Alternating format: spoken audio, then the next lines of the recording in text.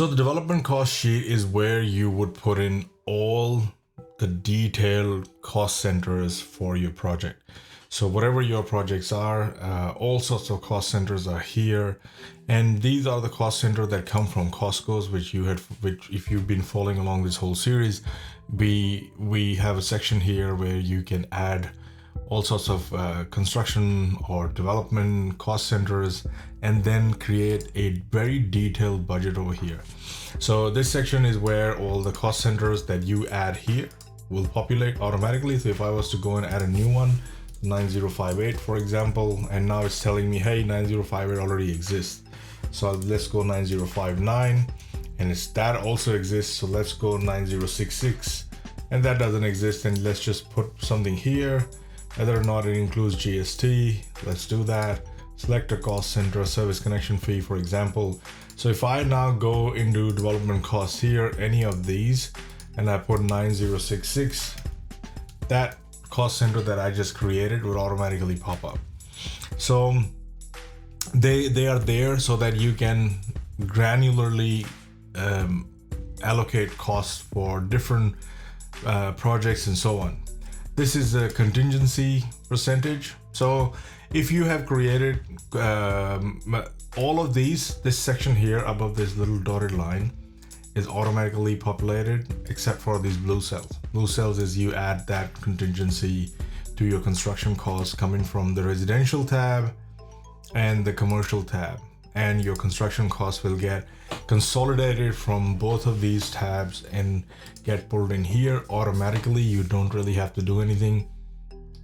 And then you've got your contingency, you've got your funding, all these things are here. So if I go save and refresh, then it will start pulling in the values from these other sheets over here. So the development costs, once you've entered the construction cost in these two tabs, then those costs get pulled in over here automatically. You don't have to worry about it.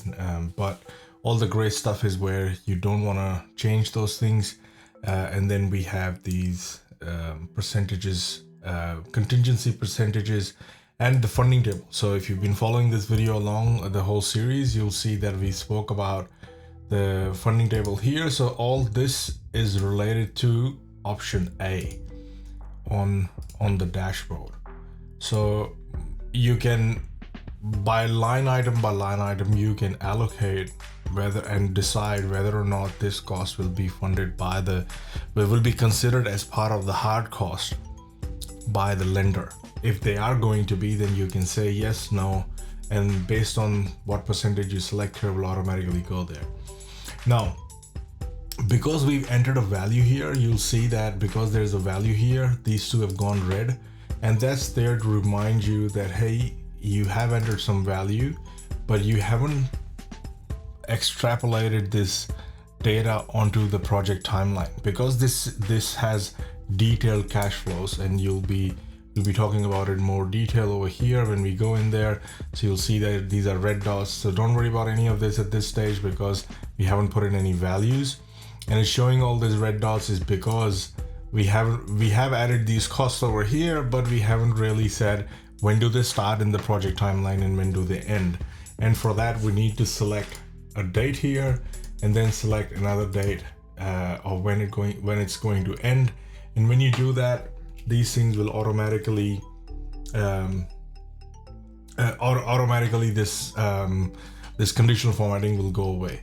Now this section here for duration, which is a different red, that is telling you that, okay, you entered all these values, but hey, you didn't allocate a stage for this.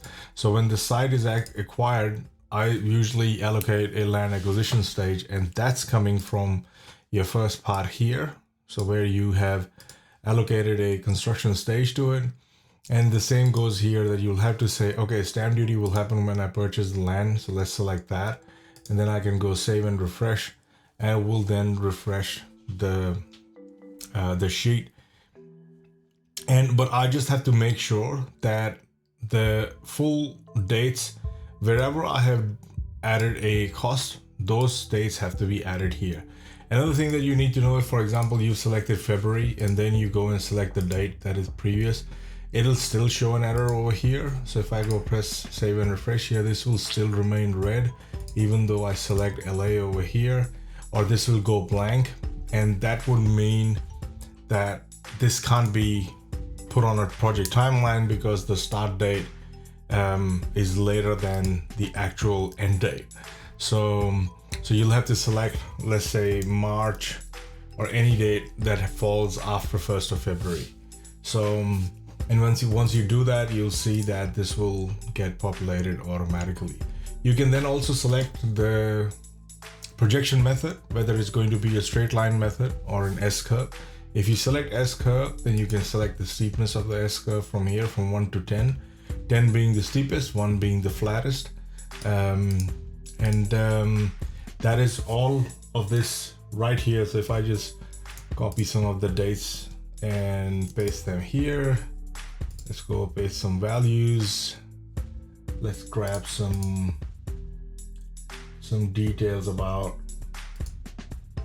project timeline and the stages. So I'll just go and I'm just pasting this from somewhere else so I can quickly show you. I'll press save and refresh, and it will remove all the conditional formatting that we do to basically warn you that you are missing something. You have selected, you have put in a value. So if I go in here, let's say I select another cost center, let's say shouldn't be selecting that. So let's say FIRB application, let's go 500, 5,000, 5% contingency. And at this stage, I have selected a date for this over here. But if I delete those two dates, if I haven't selected those dates and I press save and refresh, this will go back red again because it's gonna say, hey, you put in some values here, but you've forgotten to allocate a project timeline for that expense to occur. So this is important, and these are the certain measures that we put in place to ensure that the accuracy is there. Now, this section already also has another section right here, and I'll explain what these are in a video over here and another video over here. Thanks.